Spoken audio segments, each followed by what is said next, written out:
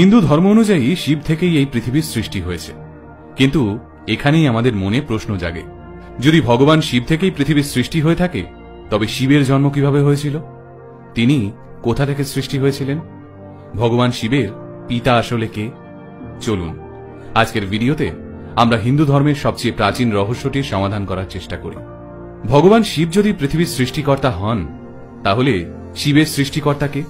এই প্রশ্নের উত্তর লুকিয়ে রয়েছে শিব পুরাণ বইটিতে। এই শিব পুরাণ অনুযায়ী একবার এক ঋষি ভগবান শিবকে সরাসরি প্রশ্ন করে বসেন, হে দেবাদিদেব মহাদেব, আপনার পিতা কে? এতে ভগবান শিব একটুও রুষ্ট না হয়ে উত্তর দেন, আমার পিতার নাম ভগবান ব্রহ্মা। তখন সেই ঋষি বলেন, তাহলে ভগবান ব্রহ্মার পিতাকে? শিব উত্তর দেন, ভগবান ব্রহ্মার পিতা হলেন ভগবান বিষ্ণু।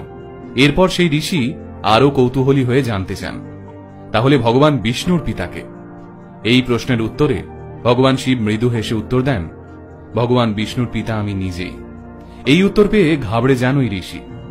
তখন ভগবান শিব তাকে বুঝিয়ে বলেন, আসলে আমার কোনো আরম্ভ বা অন্ত নেই, আমি একটা চক্রের মতন, যার কোনো সৃষ্টি বা বিনাশ নেই, আমিই আমার সৃষ্টিকর্তা। বিজ্ঞানের বিগ ব্যাং থিওরি অনুযায়ী এই বিশ্ব ব্রহ্মাণ্ডের জন্ম হয় এক বিরাট বিস্ফোরণ থেকে। কিন্তু এই বিস্ফোরণের আগে কি ছিল? বিজ্ঞান বলছে এর আগে কিছুই ছিল না, অর্থাৎ এর আগে যা কিছু ছিল তার কোনো আকার নেই, কোনো সৃষ্টি নেই, কোনো মৃত্যু নেই। এবার শিবের জন্ম কাহিনীটা ভাবুন।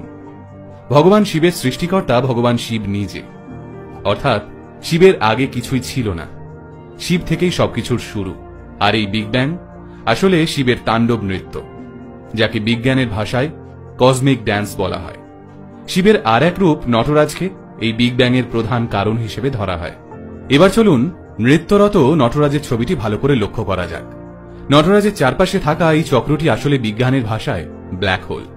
এই ব্ল্যাক হোলের সৃষ্টি হয় ভগবান শিবের তাণ্ডব নৃত্যের ফলে তৈরি হওয়া ভাইব্রেশন এবং এনার্জির মাধ্যমে। আগুনের যে ছটাগুলো এই চক্র থেকে বের হচ্ছে, তা আসলে বিজ্ঞানের ভাষায় ম্যাটারের প্রতীক। বিজ্ঞানীদের মতে এই ম্যাটার থেকেই আমাদের পৃথিবী সহ অন্যান্য গ্রহ নক্ষত্রের সৃষ্টি। আর এই আগুনের ছটার মধ্যবর্তী জায়গাটাকে বিজ্ঞানীরা অভিহিত করেছেন মহাকাশ বা স্পেস হিসেবে।